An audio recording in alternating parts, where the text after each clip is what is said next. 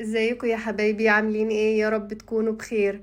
النهارده بقى جبت لكم وصفة لجبنة جميلة هتعجبكم قوي، بمكونات طبيعية 100%، وهتزود قيمة غذائية عالية، وكمية كمان من كيلو لبن حليب. ان شاء الله هنعمل صنفين من الجبنة.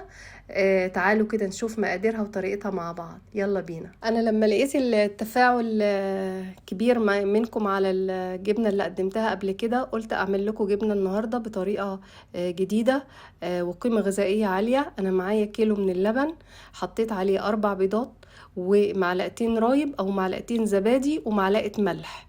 المكون ده جديد، البيض على اللبن، بس بصدق الجبنة هتاكلوها بالطريقة دي هتعجبكم جدا، ومش هتبطلوا تعملوها بالطريقة دي.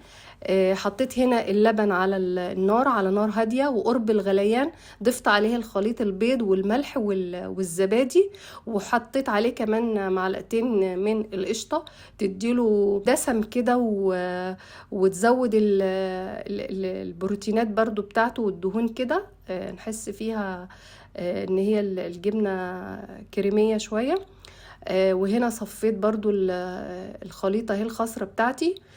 وبعد كده حطيتها في بولة زي ما انتوا شايفين، بس عشان انا عايزة اقلبها واوريها لكم القوام بتاعها بالظبط هيبقى عامل ازاي.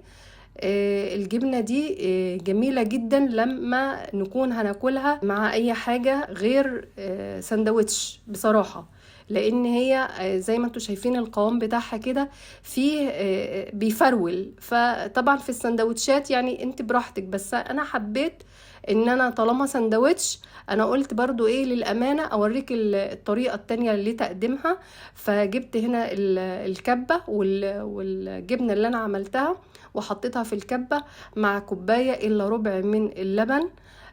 وضربتهم ضرب كويس جدا لحد ما الجبنة دي بقت ناعمة جدا جدا زي قوام الجبنة الكريمي. حطيت عليها معلقتين قشطة كمان، حطيت عليها معلقة ملح، الملح برضو حسب الرغبة زي ما انت عايزة.